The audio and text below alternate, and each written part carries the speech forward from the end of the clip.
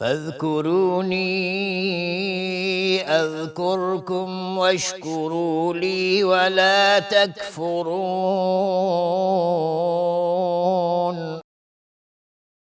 پس به یاد من باشید تا به یاد شما باشم و شکر مرا گویید و کفران نکنید.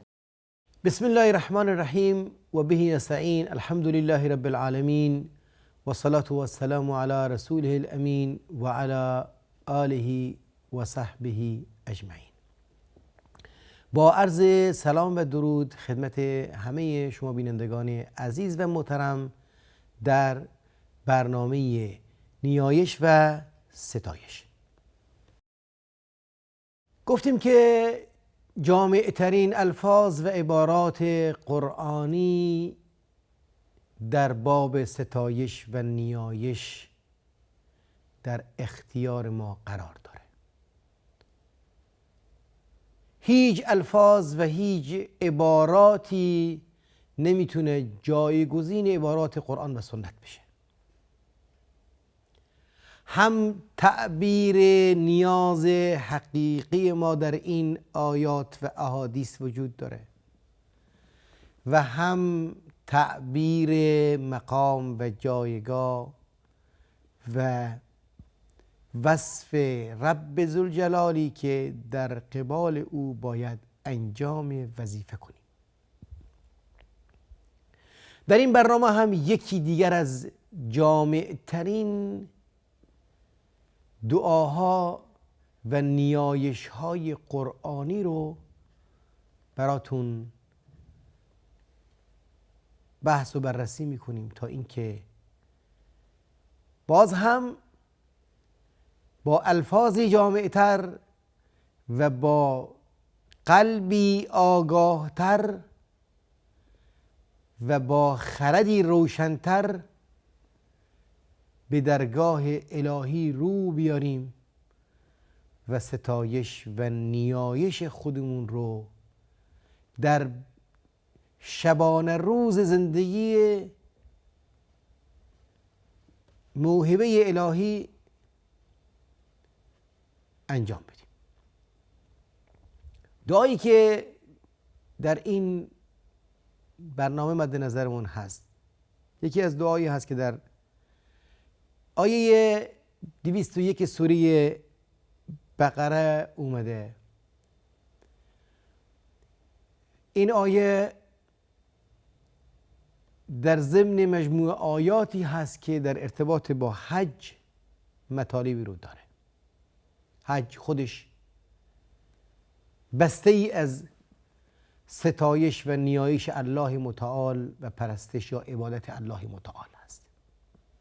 در ضمن این بسته حج فعالیت های متعدد و متنوعی وجود داره که همه اونها تعبیر کنه یک موضوع هست و اون رابطه انسان مخلوق با خالق هستی. رابطه سالم، رابطه درست و صحیح.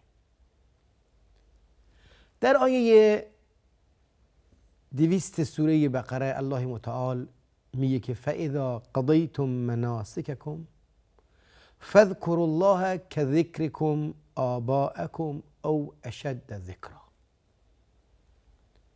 آنگاه که مناسک حج رو به جا آوردید، تمام کردید، به پایان رسوندید، بسته کاملی عبادی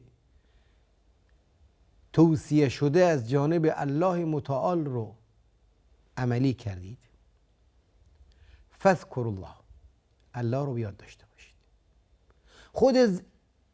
خود حج برای ذکر الهی هست، ولی حج کل ذکر الهی نیست. همونطور که نماز برای ذکر الهی هست، اقیم الصلاة لذکری، ولی به این معنا نیست که وقتی که حج کردیم، حج تموم شد، شغلمون و وظیفمون در قبال ذکر تمام هست. به این معنا نیست که وقتی که نماز خودمون رو جا آوردیم یعنی وظیفه ذکرمون تمام هست. بلکه دو عبادت مرکب از ستایش و نیایش، دو عبادت مرکب از دعا و ذکر که نماز و حج باشه، مفاهیم بنیادین عبادی رو برامون در بر داره که این مفاهیم عبادی بنیادین باید در زندگی روزمره ما مد نظر قرار داشته بشه. این مفاهیم عبادی باید در زندگی 24 ساعت ما فراموش نشه، ازش غافل نشیم. وقتی که به پایان رسوندید مناسک حج رو، فاذکروا الله کذکرکم آباءکم او اشد ذکرا، الله رو بیاد داشته باشید در هر زمینه‌ای، همانطوری که پدران خودتون رو بیاد دارید یا بیش از اون.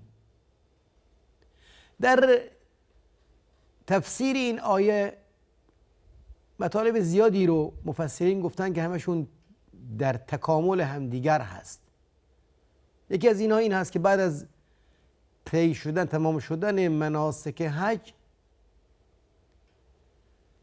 بعد از تمام شدن مناسک حج، حجاج جایی جمع می شدن و هر کسی فخر بر گذشته ها و آبا اجداد خودش می کرد و قرآن میگه که به جای فخر بر آبا و اجداد، مقام و بزرگی و عظمت و الله رو یاد بیارید، علو و کمال و جایگاه الله رو یاد کنید. یکی از مصادیق این میتونه باشه. ولی واقعیت اینجاست که ذکر پدر در اون موقع اگر معنایی داشت به این صورت، پدران در طول زندگی حیات انسان ها هم معنا داره. دقت کنید، همه ما نامی داریم که این نام معرف ما هست، شخصیت ما رو معرفی میکنه. یعنی یک فرد از فرد دیگه با نام شناخته میشه.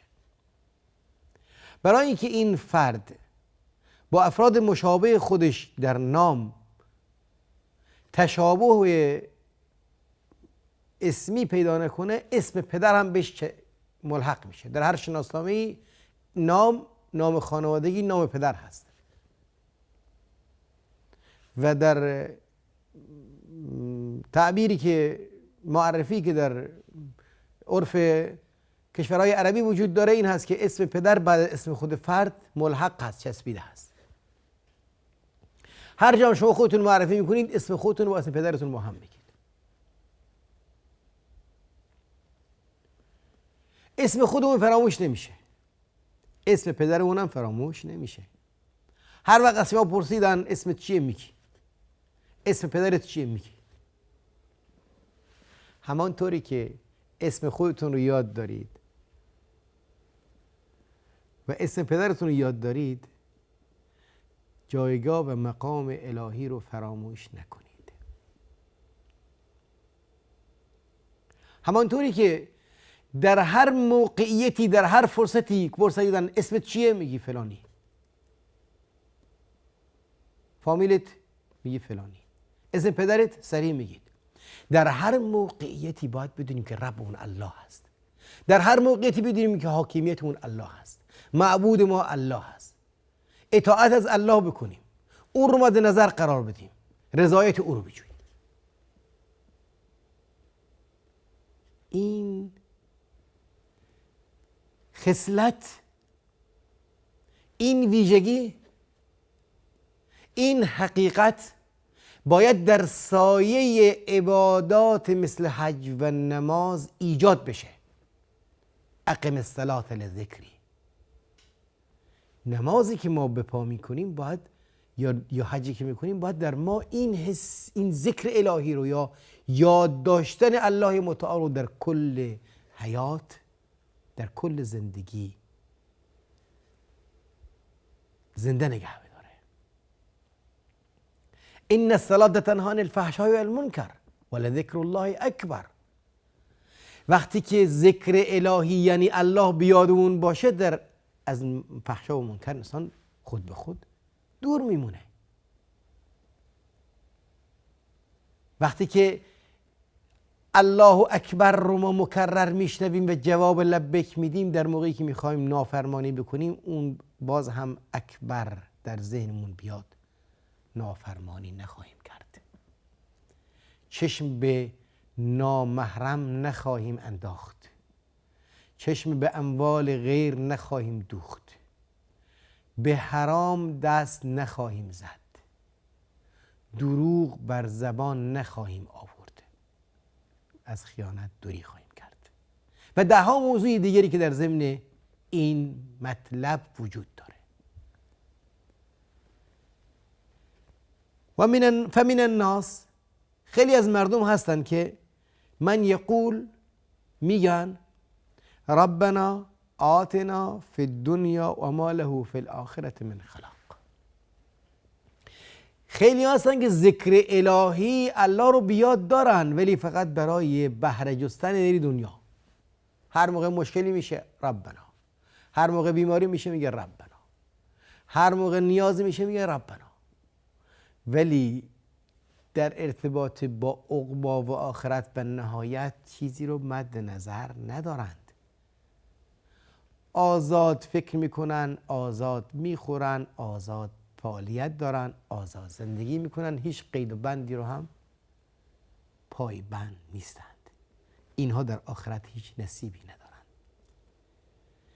ولی ذکر الهی و ذکر حقیقی این هست، ذکر دائم و ثابت این هست که و منهم، پس بین این مردم افرادی هستند که ذکر دائم دارند، همونطور که اسم خودشون رو به یاد دارند، اسم پدرشون رو به یاد دارند، در هر لحظه ای، در هر ساعت و دقیقه ای خواب باشن بیدار بشن بهشون میگه اسمت چیه، میگن این افراد میگن من یقول ربنا آتنا فی الدنیا حسنة و فی الاخرة حسنة و قنا عذاب النار. این افراد میگن که پروردگارا به ما در دنیا نیکی عطا کن، خیر عطا کن. فقط نمیگن آتنا فی الدنیا، از دنیا بهره بده، دنیا حسنتن، اون چیزی که به خیر ما هست، حسن و خوبی در دنیا اون چیزی هست که الله متعال برامون تشخیص میده و برامون تعیین کنه. خیلی چیزاست که من و شما نمیدونیم. حسنه در هر زمینه ای هست، در عمل نیک هست، در اخلاق نیکو هست، در فرزند نیک هست، در رزق نیک هست، در مال هست، در مقام هست، ولی در همه اینها میتونه حسنه نباشه. میتونه انسان مال داشته باشه و بالش بشه، فرزند داشته باشه بدنامیشو به بار بیاره، پست و مقام داشته باشه به عنوان ظالم ترین فرد معرفی بشه، فقط براش گناه و براش جرم رو باعث بشه. در نتیجه باید گفت ربنا آتنا فی الدنیا حسنه، اون چیزی رو ما بده که حسنه رو موجب بشه. اگر مالم دادی، مالی رو بده که نیکی رو برامون به بار بیاره. اگر مقام دادی، باز هم مقامی رو بده که نیکویی رو ما بده به بار بیاره. اگر عملی هم دادی، عمل نیک رو برامون توفیق بده. همون اهدنا الصراط المستقیم هست. همه اینا اهدنا الصراط المستقیم هست، راه راست، هدایتی که عاقبت و نهایت سعادت و خوشبختی هست. و فی الاخرة حسنة، این سیر نیکی مدام تا آخرت باشه، فقط بحث دنیا نباشه. خیلی هستن فقط خیر و نیکی رو در همین حدود زندگی 4 روز دنیا میبینن، ولی حیات انسان، زندگی انسان همانطور که یک بخشش در یک مرحله بود نامرئی در رحم مادر، یک مرحله بعد هم باز غیب هست. این مرحله وسط رو ما داریم میبینیم. هر کسی عمر میکنه 50 سال، 5 سال، 10 سال، 20 سال، 100 سال، ولی عاقبت به یه مرحله بعد میرسه که مرحله باز غیب هست، زیر نظر الله متعال هست و او هست که ما میگه که این اعمال شما همانطور که در اون مرحله اول که قبل از ولادت باشه ما مدیریت کردیم، ما ایجاد کردیم، ما به وجود آوردیم و ما شما رو ولادت بخشیدیم، به همین صورت بعد از اون هم ما هستیم که مدیریت میکنیم، ما هستیم که اداره میکنیم، ما هستیم که نهایت و عاقبت رو براتون در نظر گرفتیم. و همون حکیمی که این جهان رو آفریده و این جهان رو با کمال قدرت خودش اداره میکنه، این شما رو هم رها نکرده که هر کاری بکنید بدون هیچ گونه نتیجه‌ای خاتمه پیدا کنه و ظالم با مظلوم، صالح با ناصالح، درست با نادرست، همشون با یک نتیجه به یک نتیجه برسند. این زیبنده رب ذوالجلال نیست؟ فتعال الله الملك الحق افحسبتم انما خلقناكم عبثا؟ آیا فکر کردیم ما بیهوده خلق کردیم؟ این نتیجه نیست. فتعال الله الملك الحق لا اله الا هو. الله متعال بلند مرتبه است از اینکه این چنین صفتی رو شما بهش نسبت بدید. فکر کنید که هیچ نتیجه، هیچ عاقبتی، هیچ پیامدی در خاتمه زندگی 80 سالتون وجود نداره. برای حاکم دنیا اینو نمیپذیرید که شما بی‌بند و بار باشید، هیچ کسی محاسبتون نکنه. چطوری برای حاکمیت اعلای الله متعال این فکر رو در ذهن خودتون دارید که هیچ کسی به حسابتون نرسه، هیچ کسی عاقبت نهایتی رو براتون در نظر نداشته باشه؟ اولئک لهم نصیب مما کسبوا. این افرادی که دغدغه دنیا رو برای آخرت دارن، ممتد دارن، اینا هستن که بهره میبرن از اون چه که انجام دادن. والله سریع الحساب. الله متعال حسابگر سریع است، هیچ کسی رو رها نخواهد کرد. الله یار و نگهدارتون باشه. السلام علیکم و رحمت الله و برکاته.